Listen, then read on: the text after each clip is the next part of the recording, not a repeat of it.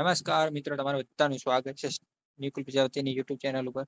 આજે આપણે એક નવા વિડીયો સાથે આવી ગયા. સમરસ છાત્રાલય ખાતે 2026-27માં ઓનલાઈન પ્રવેશ મેળવવા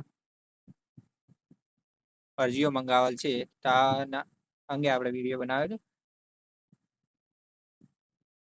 કોલેજ કક્ષાના સ્નાતક અને સ્નાતકના અભ્યાસક્રમ અનુસૂચિત જાતિ, અનુસૂચિત જનજાતિ, સામાજિક અને આર્થિક પછાત વર્ગોના વિદ્યાર્થીઓ માટે 2026-27 શૈક્ષણિક વર્ષ સમરસ કુમાર અને કન્યા છાત્રાલય જે અમદાવાદ, ભાવનગર, વડોદરા, સુરત, રાજકોટ, જામનગર, આણંદ, હિંમતનગર, પાટણ, ભુજ, મોડાસા, સમરસ કુમાર છાત્રાલય ગાંધીનગર ખાતે પ્રવેશ મેળવવા ઈચ્છા વિદ્યાર્થીઓ તથા રિન્યુ વિદ્યાર્થીઓ માટે સમરસની વેબસાઇટ પર ગ્રુપ 1 મેડિકલ તેમજ ગ્રુપ 2 પોસ્ટ અને ગ્રુપ 3 ગ્રેજ્યુએશન માટે તારીખ 28/5 થી 6/2026 સુધી ઓનલાઈન અરજીઓ મંગાવવામાં આવેલ છે.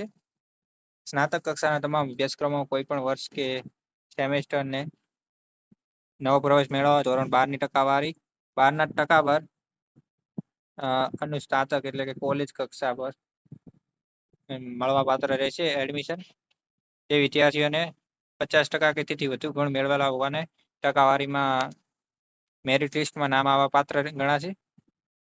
અગાઉ વર્ષ રિન્યુઅલ વિદ્યાર્થીઓ માટે પ્રવેશ મેળવવા રિન્યુ વિદ્યાર્થીઓ કરવા માટે બીજા ગ્રુપ 3ના રિન્યુઅલ વિદ્યાર્થીઓને બીજા વર્ષના છાત્રાલય રહેવા માંગતા તેમના વાર્ષિક પરીક્ષાના યુનિવર્સિટી માન્ય ટકાવારી 2 સેમેસ્ટરની ટકાવારી SPI 55% કે તેથી વધુ હોવી જોઈએ. તેથી વધુ સમગ્ર ગ્રુપ A ના વિદ્યાર્થીઓ માટે ટકાવારી 50% રહેશે.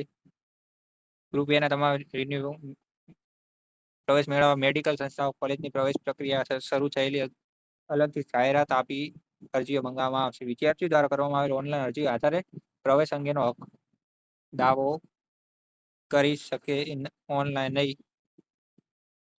ઓનલાઈન અરજી આધારે પ્રવેશ માટે પ્રોવિઝનલ મેરિટ યાદી પ્રસિદ્ધ થશે. તેના સ્થાન મેળવવા વિદ્યાર્થી વેબસાઇટ પર દર્શાવેલ સમયગાળા સંબંધિત સમરસ છાત્રાલય ખાતે અસલ પ્રમાણ ઓરિજિનલ ડોક્યુમેન્ટ સાથે મેરિટ લિસ્ટ માટે ડોક્યુમેન્ટ વેરિફિકેશન માટે જવાનું રહેશે. જે કોઈ છાત્રાલયની ઓનલાઈન ફોર્મ ભરેલી ટકાવારી, અસલ માર્કશીટ, ટકાવારી અને લાયકાત અંગે પ્રમાણપત્રો તફાવત તો એટલે કે કોઈ ડોક્યુમેન્ટમાં લોચા હશે તો છે ને છાત્રાલય ખાતેથી પ્રવેશ રદ કરી શકશે.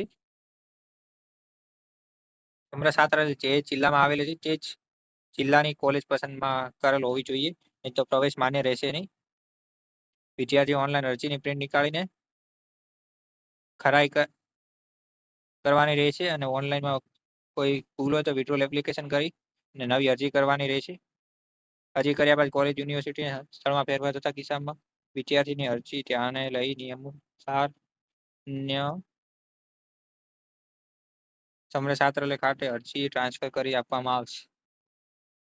આ બીજી અન્ય માહિતીઓ આપવામાં આવી છે. આજે 27/5/2026ના રોજ ગાંધીનગર ખાતેથી જાહેરાત થયેલી છે.